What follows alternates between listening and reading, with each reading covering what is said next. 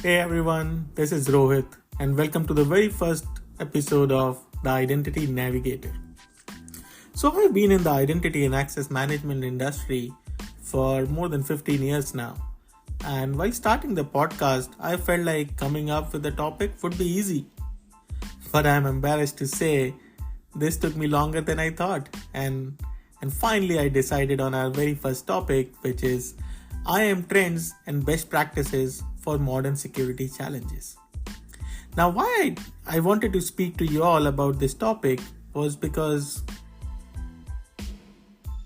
IAM's place in any organization is weird. We are the line of defense one, but are we truly security?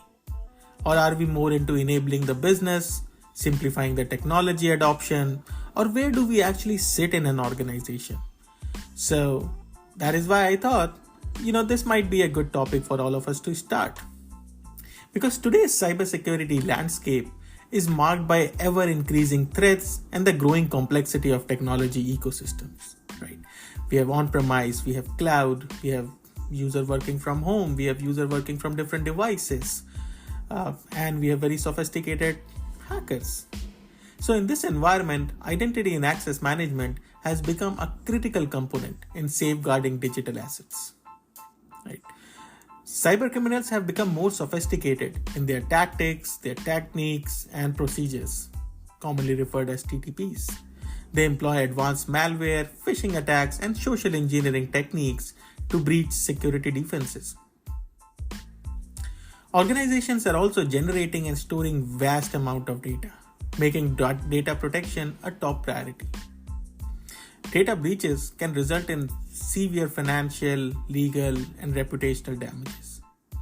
We have all heard of recent ransomware attacks and data breaches, which have cost upwards of $100 million for some company. The shift to remote and hybrid work models, accelerated by COVID-19 pandemic, has expanded the attack surface as well.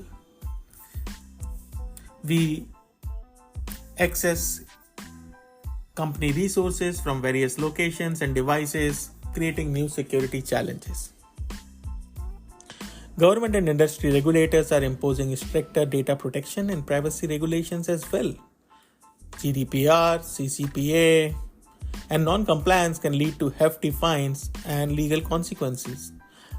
There was recently a security executive who was prisoned for not meeting some of these compliance requirements. And hopefully none of us want to be in that boat. We are also increasingly adopting cloud services and undergoing digital transformations. It could be acceleration to the cloud, our journey to the cloud, let's go to the cloud, whatever you want to call it. But we are trying to minimize our on-premise infrastructure and adopting cloud for very obvious reasons. While this offers flexibility and efficiency, it also introduces new security consideration. And also at the same time, does this acceleration and push to the cloud has thought about IAM or security holistically, right? Or are we just patching the systems as we go along, identifying the solutions as we go along? Therefore, IAM is gaining importance in all organizations. IAM systems are designed to control and manage user access to digital assets. They ensure that only authorized individuals have access to specific resources, minimize the risk of unauthorized access, and data breaches. IAM solutions provide standardized authentication mechanism, including MFA, biometrics, single sign-on. They also enforce authorization policies, ensuring that users have the right level of access based on their roles and responsibilities. IAM also includes identity governance and administration capabilities, which helps organizations decline and enforce policies for user access, monitoring user behavior, and maintaining compliance with regulatory requirements. We have all heard of zero trust security, and IAM plays a central role in zero trust security model, which assumes that no one, whether inside or outside the organization, should be trusted by default. IAM solutions help verify identities and continuously monitor access even for user inside the network perimeter, right? And this is where zero trust security is a little bit different from defense in depth. Now, if you talk to a consultant, if you talk to a vendor, they would tell you that zero trust security is the best thing that is out there in the market. But I strongly feel that this is the second iteration of defense in the depth model. Obviously, there are differences, like it was heavily focused on network, right? There were no principles like trust but verify. But essentially, we are doing defense in depth, just making sure that we are not trusting any asset, any individual, any device by default, right? So zero trust might sound all nice and shiny and new, but for me, it is a second iteration of the defense in depth itself. IAM systems also help organizations meet regulatory requirements by ensuring that user access is properly managed, monitored, and audited. This is crucial for demonstrating compliance and avoiding penalties. Funny enough, this is also where we have the most amount of interactions with the users after our authentication and authorization services. So the executives directly look at how the certifications are configured. Every manager in the organization look at how the certifications are configured. Now, you might have bad metadata, you might have bad roles in the system or improperly named entitlements in the system, but that is the impression that an identity and access management team is leaving on all of our key stakeholders when we send out a certification that needs 3,000 clicks by the certifier, right? That definitely is not a good user experience, also results in rubber stamping and not a very favorable impression of identity and access management team on a whole. Data protection is another key role that IAM has, so that we need to ensure that only authorized user can access sensitive data. It can help prevent data breaches or unauthorized data sharing. That is why staying up to date with IAM trends and practices is essential for organizations seeking to maintain a strong cybersecurity posture, ensuring compliance, improving user experience, and aligning IAM strategies with their broader business objectives. So IAM is not just security. IAM is also about improving the user experience. IAM is also about increasing the compliance, right? Maintaining a strong cybersecurity posture. But most importantly, IAM should also align with the technology and business strategies. What are the goals of the business? What are the technology goals? And how does IAM fits into those goals is something that we need to look into prior to creating a holistic IAM strategy. It is a proactive approach to security and identity management that helps organizations mitigate risks and adapt to the ever-changing digital landscape. Now, you know that cybersecurity threats are constantly evolving. Staying informed about IAM trends helps organizations adapt to these evolving threats and implement proactive security measures. By understanding the latest threats and vulnerabilities, organizations can adjust their IAM strategies to better protect against potential risks. Now, isn't the security teams doing the same? Absolutely they are. But as an IAM practitioner, we need to make sure that we are looking at the problem holistically. That means, let's say you have to stop the lateral traversal. What do, right? Do you just create a conditional access policy? Do you just start creating jump boxes for privileged access? Do you stop sharing the passwords and vaulting all the privileged passwords in the system? So you just don't do one of it. You do all of it. And this is where identity and access management practitioner comes into picture, that these problems have to be solved strategically rather than playing whack-a-mole by changing directory configurations or something very, very specific that solves the problem there, but still is a problem in other part of the organizations. IAM trends and best practices often focus on strengthening security measure. Keeping up with these trends enable organizations to bolster their security posture and reduce the likelihood of data breaches, unauthorized access, and other security incidents. Efficiency and cost saving, right? Best practices in IAM often should emphasize efficiency in identity and access management processes, automated workflows, self-service options, and streamlined access controls can reduce operational cost and improve resource utilization. It should also reduce the administrative burden on IT teams. We don't want a standalone administrator creating and deleting the user on one of target systems or one of applications, right?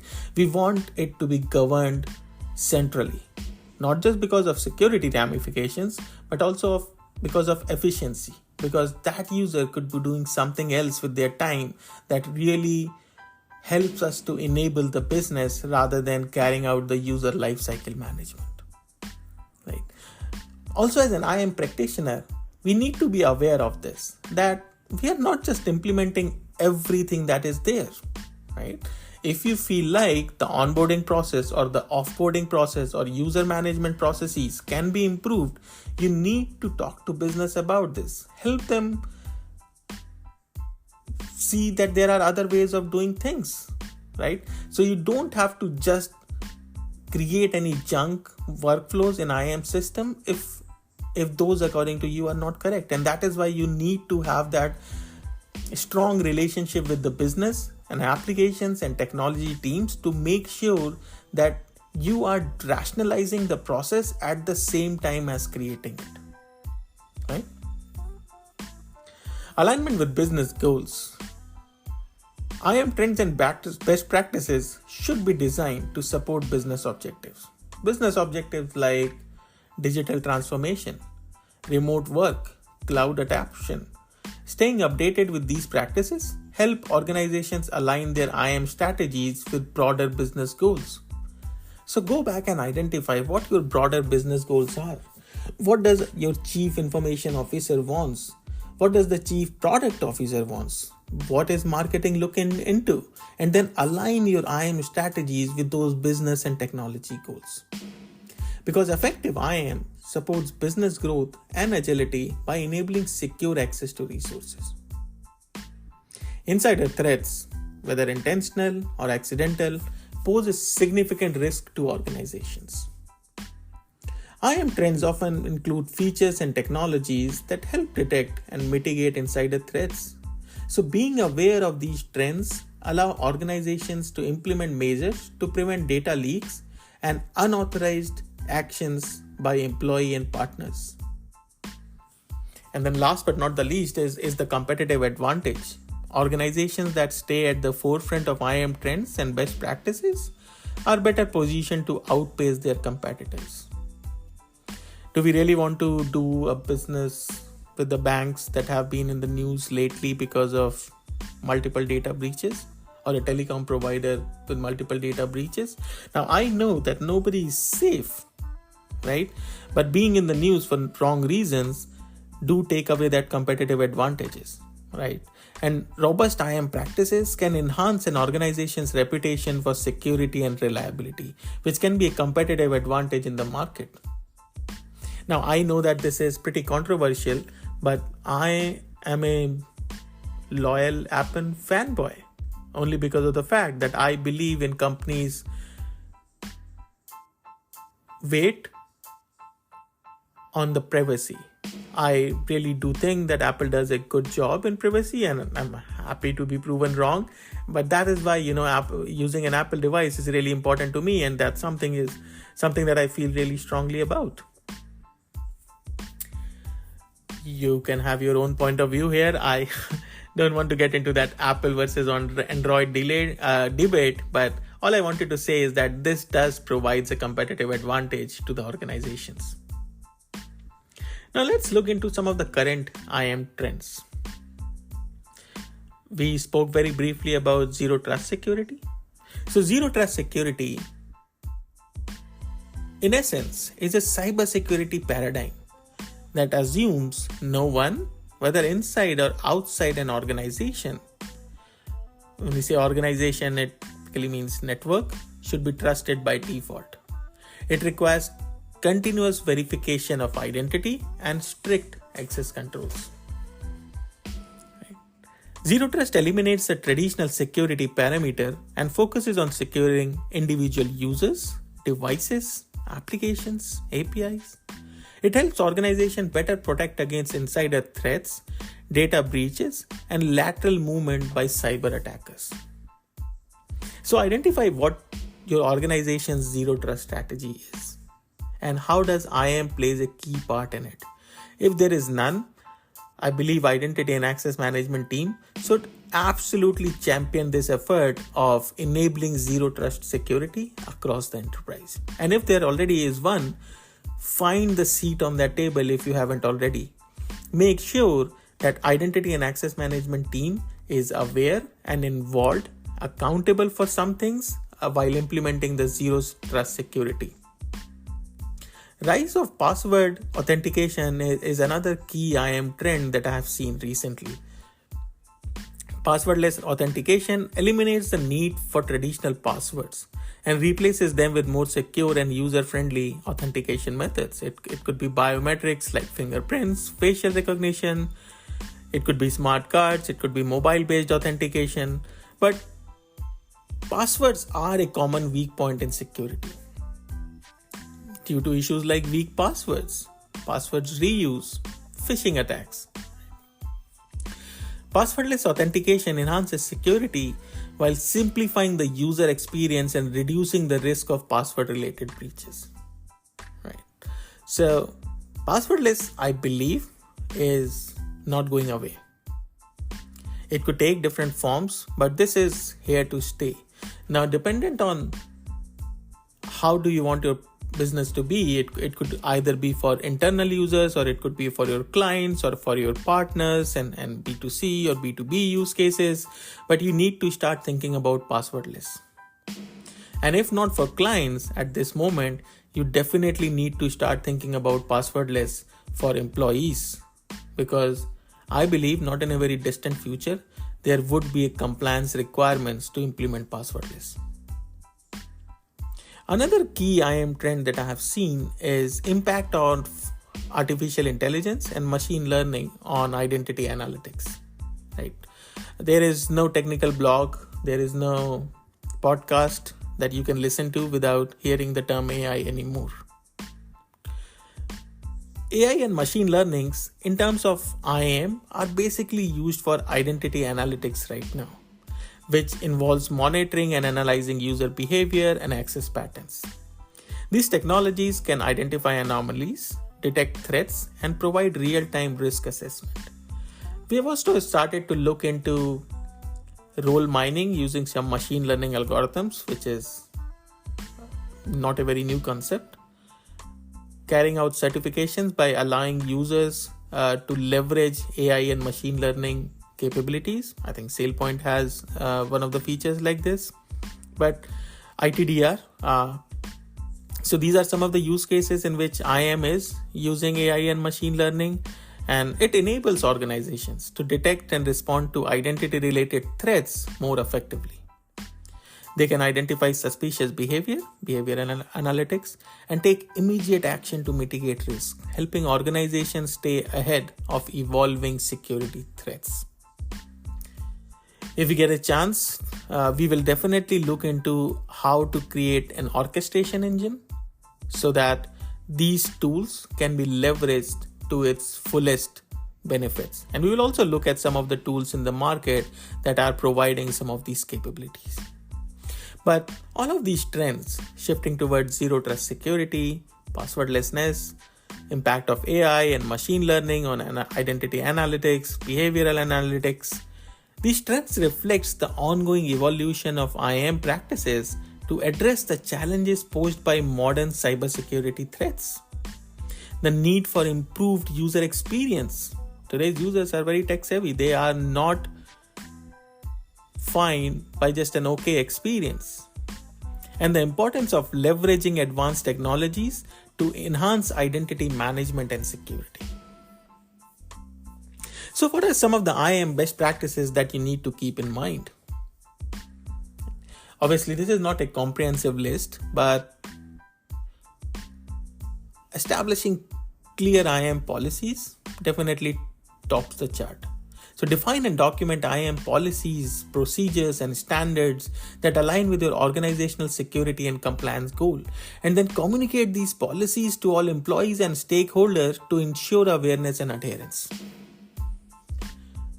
Role-based access control. The bane of so many of the projects that I have done, and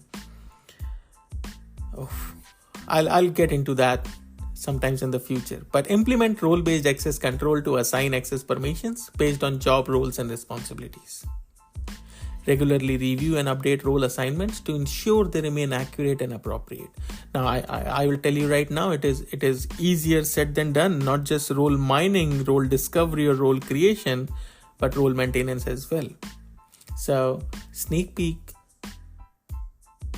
Don't try to do it all together. Make it a journey, make it a multi-year program. Start as small as you can and just look into, what is the least amount of value that you add with each iteration. Another IAM best practice is least privilege principle. Adhering to the principle of least privilege, granting users the minimum access necessary to perform their job functions. Avoid granting overly broad permissions that can lead to security risk is definitely another IAM's best practice. Requiring MFA for all users, especially for accessing sensitive systems and data. So use MFA methods that are secure and user-friendly, such as mobile app-based authentication. Do not use SMS anymore unless there are specific business needs, because that method has been broken. Password policies. So enforce strong password policies, including complexity requirements, regular password changes, and avoiding common passwords. Encourage the use of password managers to generate and strong unique passwords. Now, there have been very interesting studies around this password policies. It's like, say, for example, using special characters do not necessarily increase the complexity of a password, because we as human beings use @ in place of A or $ in place of S. If we are having too frequent password changes, we just add a number at the end, 1, 2, 3, 4. So be smart about creating the password policies. Don't just follow the norm. Identify the user's behavior. There are some great white papers out there, and identify what do you want to do with those password policies. In terms of another IAM's best practice, user provisioning and deprovisioning. So automate these processes to ensure timely access granting and revocation. Create those SLAs. Implement workflows for user onboarding and offboarding to maintain data accuracy. Decrease the insider threat. Continuous monitoring. Employ continuous monitoring and real-time alerting to detect and respond to suspicious or anomalous behavior. Use behavioral analytics and AI-driven tools to identify potential threats. I would highly recommend this in your identity providers like your Active Directory or Azure Active Directories or any other LDAP directory that you use for your identity provider use cases. You need to conduct regular access reviews, but make sure they are not just rubber stamps. Encryption and data protection. So tokenization is something that comes to mind. Also using of certificates, encrypt sensitive data at rest and in transit to protect it from unauthorized access. So encryption is one way of doing it. Tokenization, in which a sensitive data is stored in the vault, a token is issued to the database, and then database exchanges that token for that sensitive data is tokenization. And this could be leveraged in place of encryption as well. So implement data loss prevention measure to prevent data leaks and breaches as well. So you might have a different data team in your organization. Certificates could be handled by a different team. So make sure that all of these teams are working together to create a simplified and singular strategy around data protection, both at rest and in transit. Another IAM's best practice is Identity governance and administration, centralizing of the identity management, access requests and approvals. Ensure that IGA tools support compliance reporting and audit trails. Security awareness and training to all employees and educating them about IAM best practices and potential threat. Encourage users to report suspicious activity promptly, right? And this security awareness training is not one size fits all. It's not about sending a security out to all the employees about phishing.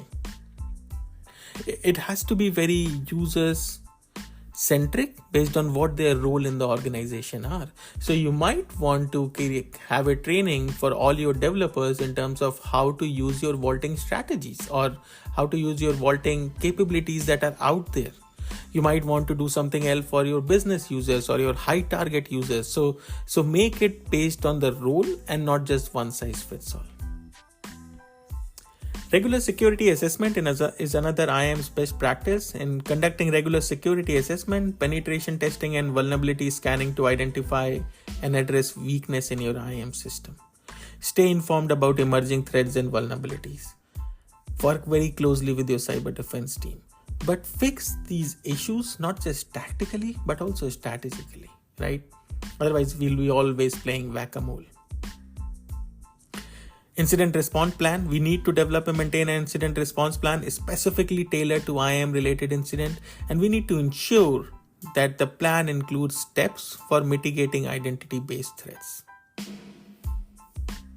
My favorite topic about the best practice is cloud IAM considerations. Implement IAM solutions designed for cloud environments. Apply IAM best practices to secure cloud resources and data. Look at the services provided by cloud. Don't try to use the same solution for both on-premise and cloud. In some cases, using native cloud capabilities might be the better answer. So keep your options open and identify what the use cases are and what solutions best suits those use cases. Another best practice is documentation and documentation. So maintain comprehensive documentation of your IAM processes, policies, configurations, and use this documentation to facilitate audit, compliance checks, incident responses. Work with your internal and external audit team. What would they want? What would they want to see? So it makes your job easier. So documentation is absolutely one of the standard practices that an identity and access management team should be doing, and this should be considered a best practice. So create those control solutions, create your service catalog, create your standard operating procedures, and make sure they are kept up to date, right? It also removes the threat of single point of failure. If there is that employee who knows everything about everything and he leaves or she leaves, what are you going to do, right? That is why you need to have those control solutions and standard operating procedures in place. And then last but not the least about IAM's best practice is regular updates and patching. Keep IAM systems, softwares, and hardware up to date with the latest security patches and updates. I am a big fan of SaaS-based offering for the same reason, because I don't want the team to be doing patching for the 6 months where they could be focused on tasks that enables the business. Now, this might not be the solution for you or may not be the right solution for you right now, but irrespective of what solution do you use, make sure that those systems are patched up and updated. So these best practices form a foundation for robust IAM that enhances security, ensures compliance, and support efficient access management within your organization. Implementing these practices help protect digital assets and minimize security risks. So that brings us to another topic, or the next topic, which is, based on all of this, we now need to create a holistic IAM strategy. In one of the next episodes in this podcast, we will deep dive into how to create an IAM strategy. But I just want to highlight that why is a holistic IAM strategy required? So based on everything that we have discussed so far, A holistic IAM strategy is crucial for organizations because it provides a comprehensive and unified approach to managing digital identities, access permissions, and security. It enhances security, it creates an efficient access management program, compliance and auditability, user experience, cost efficiency, risk mitigation, adaptability to changing environments. Because organizations evolve and their technology landscape changes, a holistic IAM strategy is adaptable and scalable. So this is allowing organizations to incorporate new technologies, cloud services, and access methods while maintaining security and compliance.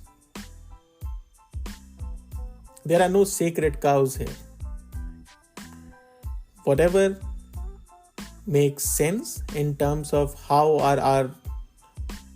are we adapting to changing environments and making sure our systems are safe and secure, that should be the cornerstone of our IAM strategy. Look into data protection. Look into unifying user identity. How do you support business objectives? How do you reduce the administrative burdens? And how do you create a proactive threat detection program? All of these should be the key pillars for creating an holistic IAM strategy. Now there are challenges. IAM is a complex topic, very complex. And implementing an IAM can be challenging for organizations due to various factors, including the complexity of modern IT environments, evolving security threats, the technical debt, and some of the challenges are that organizations often have complex IT environments with numerous application systems and user types, making IAM implementation super challenging because everything is a priority. So employ IAM solutions that can scale and adapt to your organization needs. Start with a phased approach. Focus on critical systems and gradually expand IAM coverage.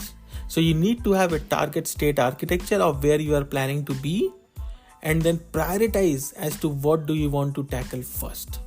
That prioritization should be based on the critical system, compliance requirements, and your business needs. Another challenge that IAM team faces are user resistance. Users may resist changes in authentication methods or additional security measures, potentially leading to non-compliance.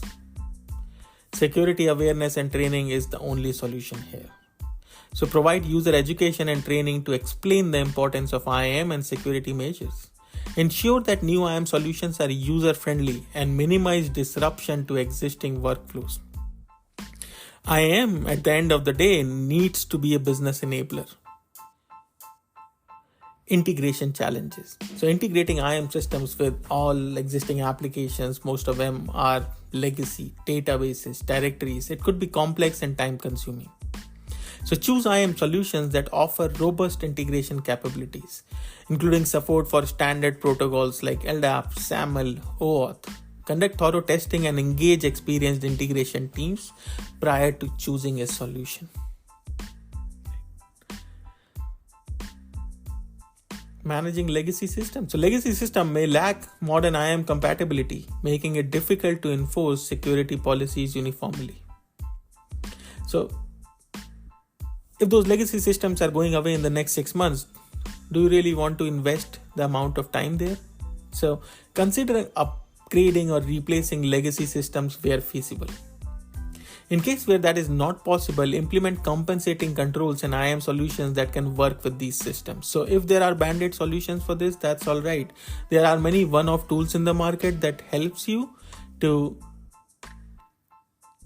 implement IAM controls on these legacy systems, and you can absolutely look into that. But the first and foremost thing is for us to understand, is there a plan in place for upgrading or replacing those legacy systems? And if not, why not? Don't be hesitant in asking, why are we not updating it?